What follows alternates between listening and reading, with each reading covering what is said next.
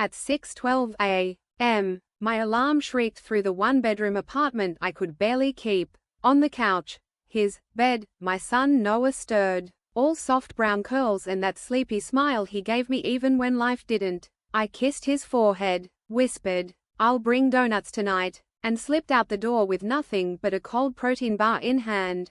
Double shifts at the diner weren't glamorous, but they kept the lights on. I scrubbed tables from sunrise to close, served coffee to people who barely saw me, then sprinted across town for my night shift at the gas station, where the manager, Tom, treated hitting on single moms like it was part of the job description. I stayed anyway. Every dollar mattered. Every tip was a backpack for Noah. Every aching hour on my feet meant one more bill paid.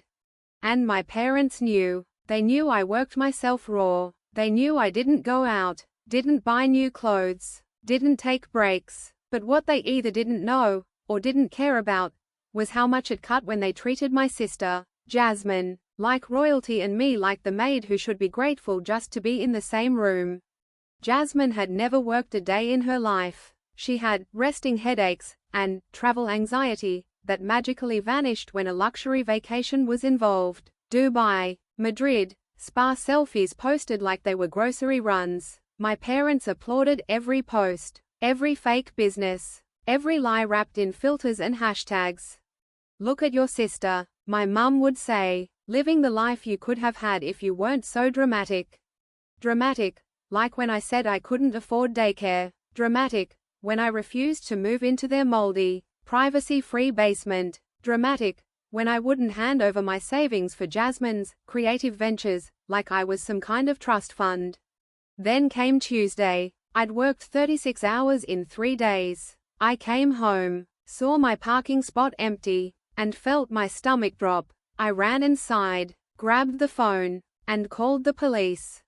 They told me the car wasn't stolen. It had been sold, legally, the title transferred under my name and signature.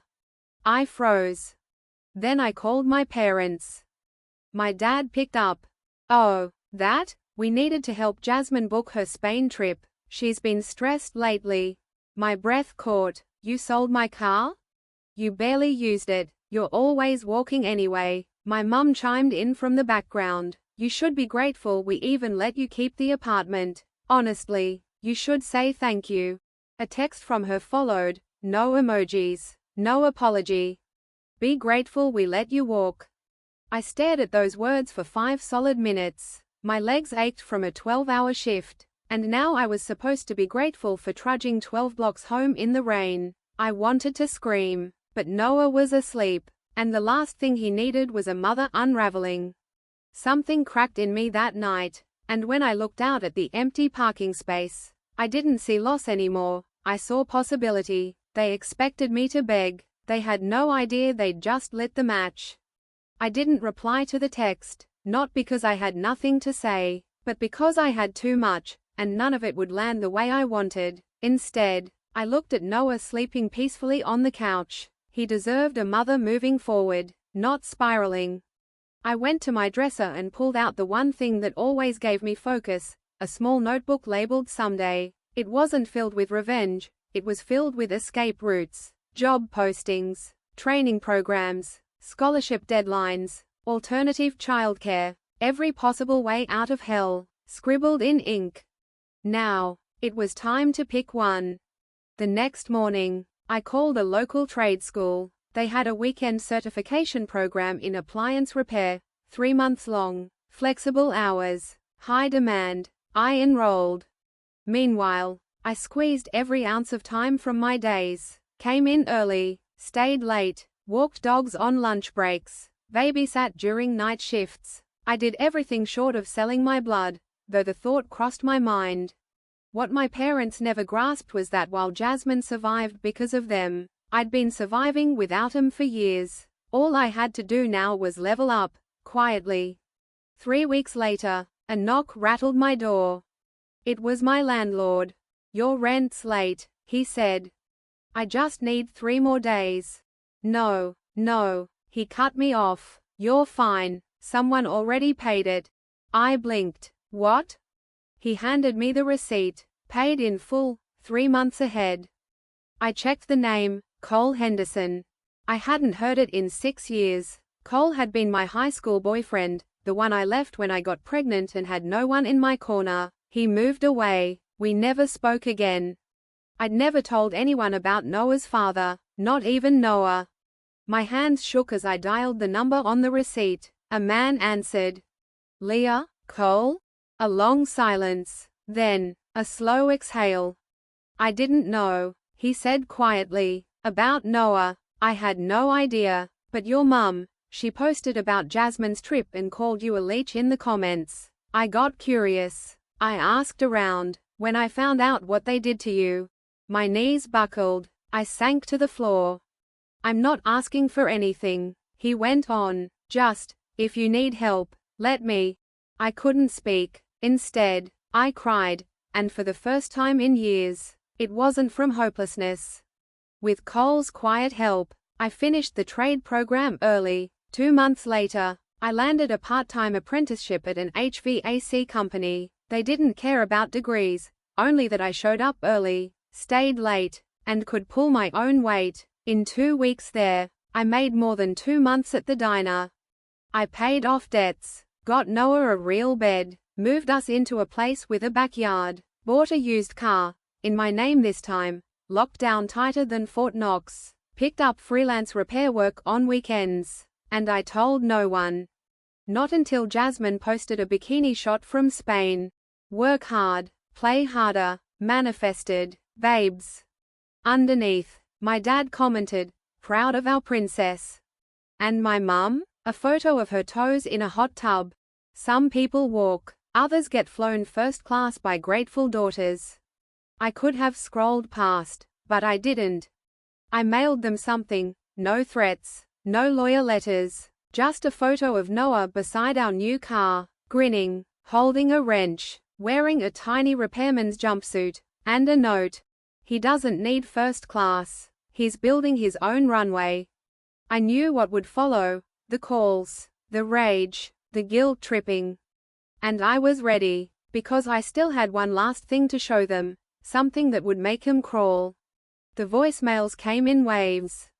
First came Mum. You think that little photo stunt was cute? No one's impressed. Leah, you're still nothing without us. Then Dad, you're lucky we didn't throw you and your brat out years ago. Ungrateful kids don't go far.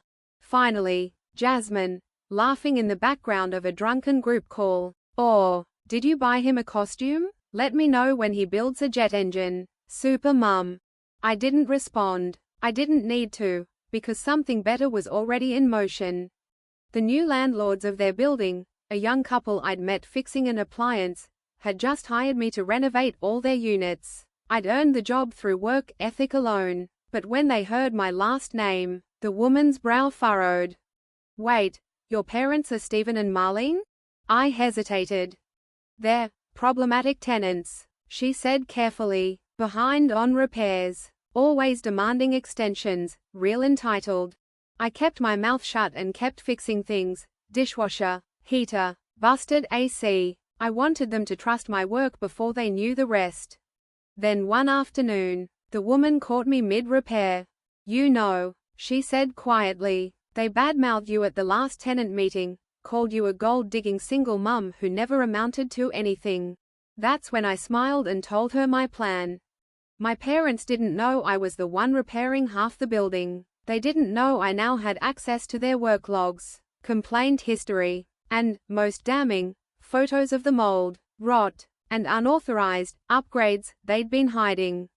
I put it all together in a neat, professional packet labeled Unit 3B, Risk Report. A week later, they were served a formal 30-day notice for non-compliance and tenant hostility. They showed up at my door, furious. You did this, Mum hissed. You think you're better than us because you fixed a few pipes? No, I said. I'm better because I built my own floor, while you were busy worshipping your daughter's passport stamps. Dad stepped closer. We raised you. No, you raised Jasmine. You used me. Mum folded her arms. This isn't over. But it was, for them. Because what they didn't know was that I'd just bought the unit next door. On move-out day, Jasmine dragging her suitcase. Sniffling into a cracked phone, I stood in the hallway holding my new keys. Be grateful I let you walk, I said. They froze.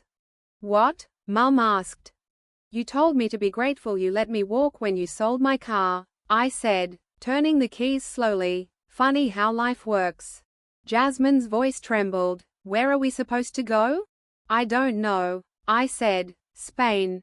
The elevator doors opened. They stepped inside, heads low, silent for once. I waited until the doors closed, then went back to my apartment, my home, where Noah was waiting with a drawing. It showed us holding hands in front of our building, and above it, in crayon, me and my mum, we walked together. No more begging, no more crawling, we were running now, on a road they'd never catch.